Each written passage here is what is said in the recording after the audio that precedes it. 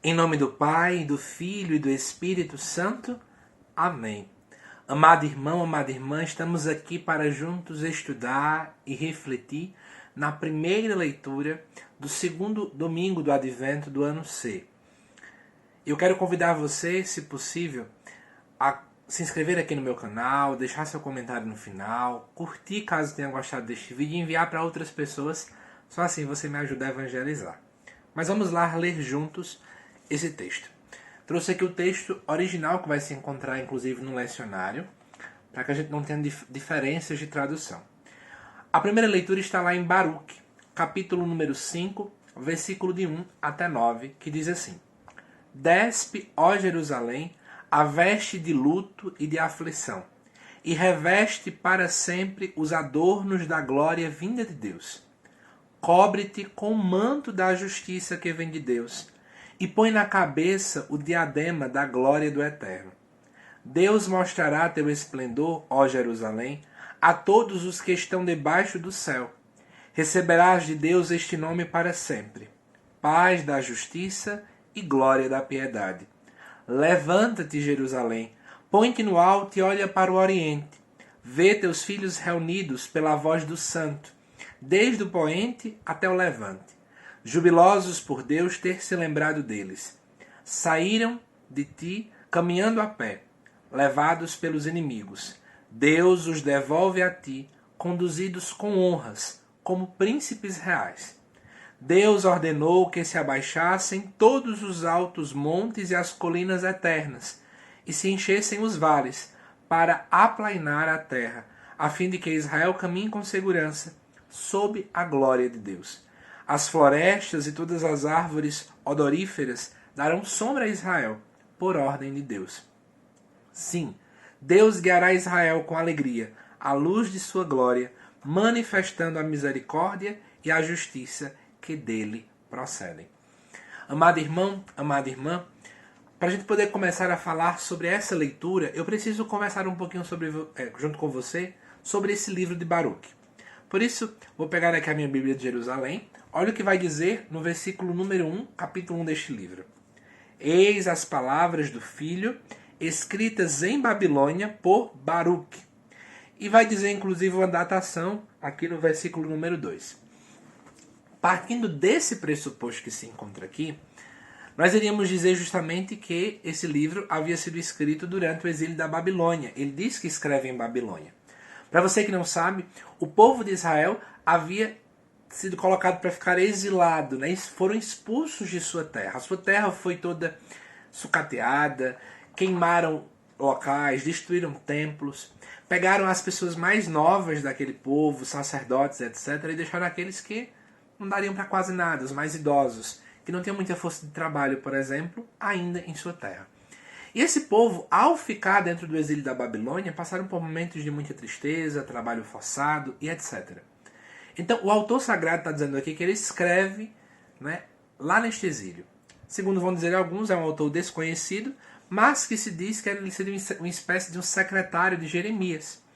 Porém, hoje em dia, os estudiosos da Bíblia não vão datar esse livro dentro do exílio. Note, ele fala de um tempo que era no exílio, porém, ele provavelmente foi escrito 2 séculos antes de Cristo, na diáspora judaica. Essa expressão diáspora judaica se refere aos judeus que estavam espalhados, né? Justamente por essa dinâmica de invasões, muitos judeus se encontravam espalhados em várias regiões. Inclusive, na época de Jesus, existia um grande grupo mesmo de judeus espalhados em vários locais, né? Então, veja, esse texto fala muito tempo depois de uma realidade que já tinha passado. Mas eu quero comentar com você qual é o grande foco deste livro. O foco do livro de Baruque é um convite aos habitantes de Jerusalém, que era a cidade central para os judeus, a celebrar uma liturgia penitencial e exortá-los a buscar uma vida de reconciliação com o Senhor. E esse texto deste segundo domingo do Advento do ano C, ele na verdade é a 4ª parte do livro de Baruque, que vai conter exortações e consolações a Jerusalém. Mas vamos começar a entender um pouco da cultura judaica. Em primeiro lugar, eu preciso te explicar o que acontecia com a mulher que ela estava viúva.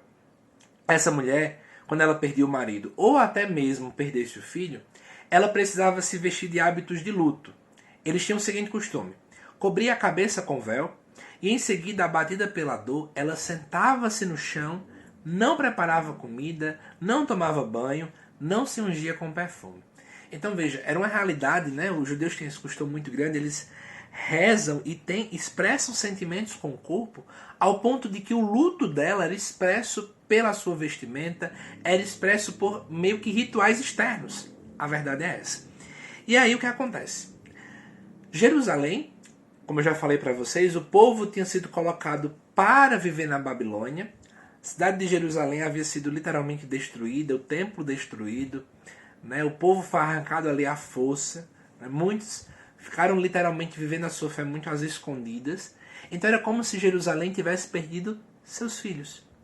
Era como uma mãe que está em luto, né? E quer queira, quer não, o povo judeu que estava passando por isso estavam exatamente de luto. Então, pensemos junto comigo que realmente é como se fosse uma grande mãe que viu seus filhos ali presos na Babilônia, distantes dela. E aí, por esse motivo, né, a gente começa a perceber como é que o profeta Baruque vai começar dizendo no versículo 1 da primeira leitura. Primeiro, despe, ó Jerusalém, ou seja, retira sua roupa, Jerusalém, de luto, de aflição. E reveste para sempre os adornos da glória vinda de Deus. Vai falar do manto da justiça e pôr na cabeça o diadema da glória do Eterno. Veja, mudar a sua vestimenta. Não é tempo mais de luto. Tudo isso porque já estava aqui se vendo esse retorno à terra. Então não é tempo mais de luto. Não é tempo mais de ficar encurvado. Pensando naquilo que eu lhe falava da cultura judaica, não é tempo mais de ficar sem ungir-se com perfume. Não é tempo de ficar nessa tristeza, nesse amargor. Não.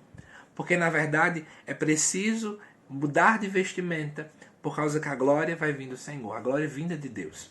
Então, é nesse sentido que começa a primeira leitura.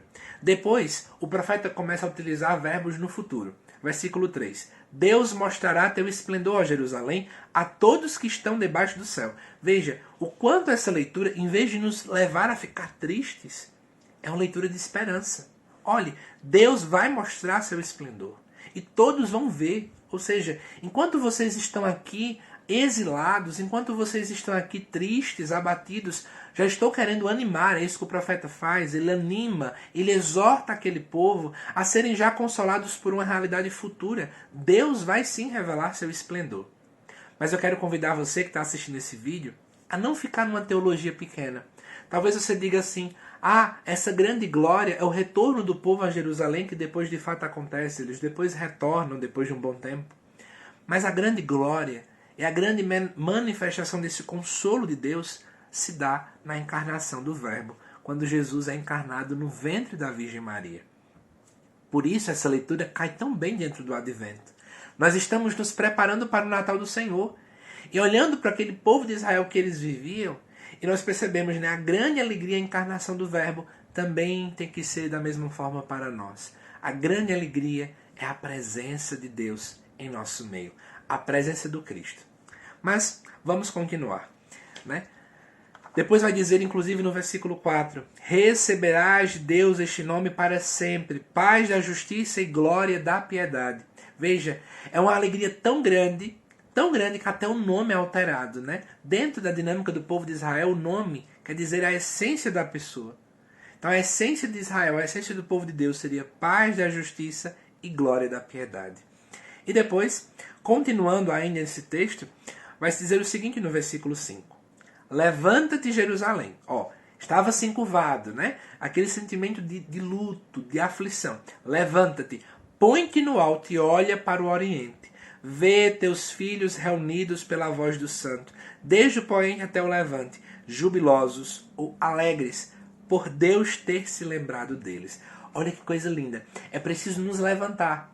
Trazendo para a nossa realidade de hoje, quantos de nós estamos como Jerusalém, abatidos, aflitos, encurvados, de luto, por tantas tribulações que nós passamos na nossa vida, por tantas dificuldades que passamos em nossa vida.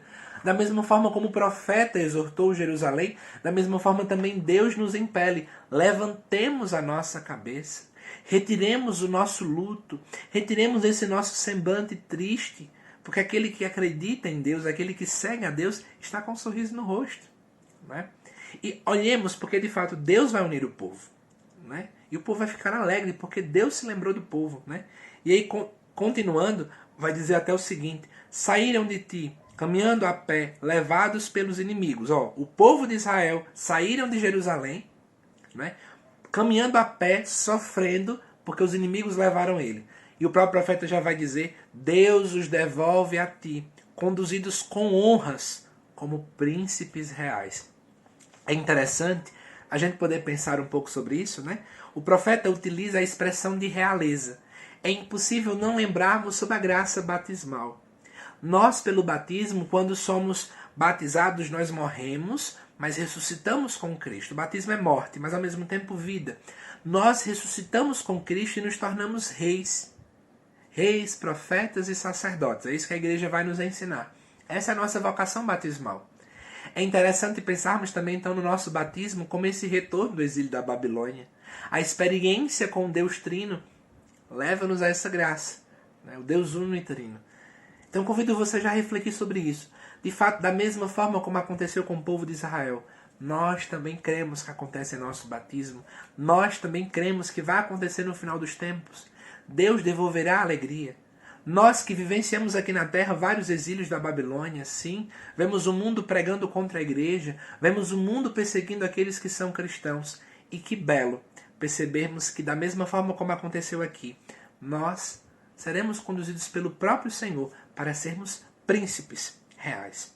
Mas continuando ainda nessa primeira leitura, diz assim: Deus ordenou que se abaixassem todos os altos montes e as colinas eternas, e se enchessem os vales, para aplainar a terra, ou seja, ficar plana, né? A fim de que Israel caminhe com segurança sob a glória de Deus. As florestas e as árvores darão sombra. A gente percebe aqui a própria natureza assinalando o querer de Deus, assinalando a providência de Deus. Irmãos, Deus ele sempre está sustentando o mundo. Nós muitas vezes somos levados a pensar que Deus não sustenta, que Deus parece que nos criou e nos deixou ao acaso para que a gente pudesse viver à vontade. Deus parece que não cuida do mundo. A gente olha para tantas realidades de violência, de pobreza, de doenças e etc. E muitas pessoas começam a achar que Deus não está vendo a realidade. Da mesma forma como aconteceu com o povo de Israel.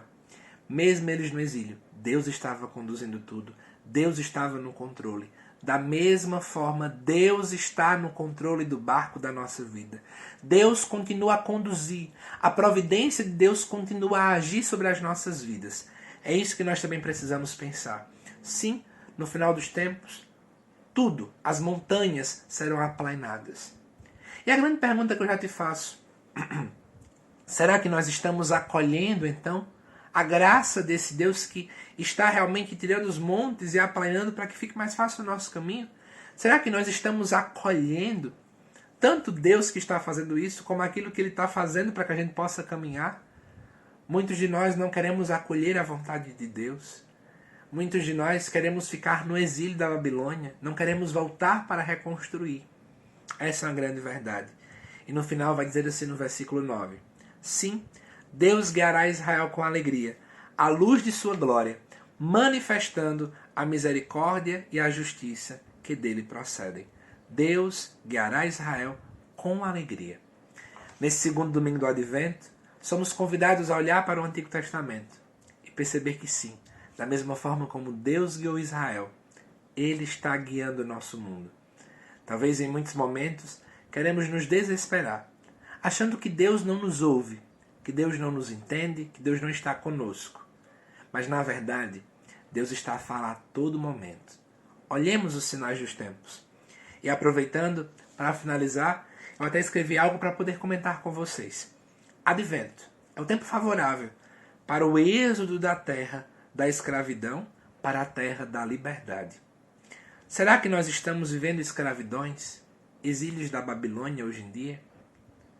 Será que nós estamos vivendo essa verdadeira alegria de filhos e filhas de Deus? Ou será que nós estamos escravizados no nosso pecado, no nosso querer?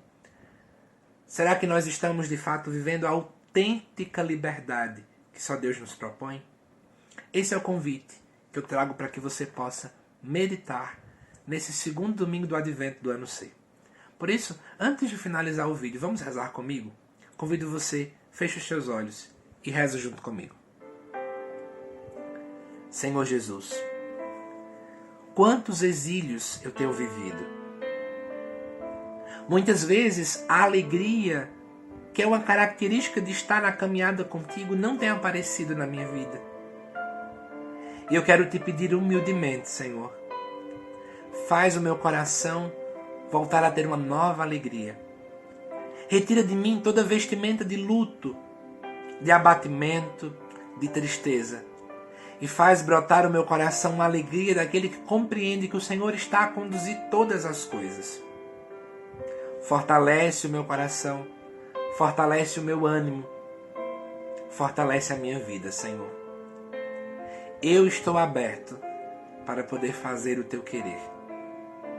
Assim como o povo de Israel experimentou a saída daquele local de escravidão, que o Senhor me conduza também a esse reino de liberdade, que é o reino instaurado por Jesus Cristo. Aquele que pisou nesta terra e que também deseja adentrar e fazer morada eternamente em meu coração. Amém. Amado irmão, amada irmã, amanhã, 6 horas da manhã aqui no canal, já vai vir um vídeo só sobre o Salmo responsorial, hein? Na sexta, segunda leitura. E no sábado, também 6 horas da manhã, o Evangelho. Acompanhe cada vídeo, hein? E mande para mais pessoas. Se você puder, comenta, curte, se inscreve. Só assim, esse vídeo acaba sendo colocado para várias e várias outras pessoas no YouTube. Que Deus te abençoe. Um santo e abençoado segundo domingo do Advento. Até mais!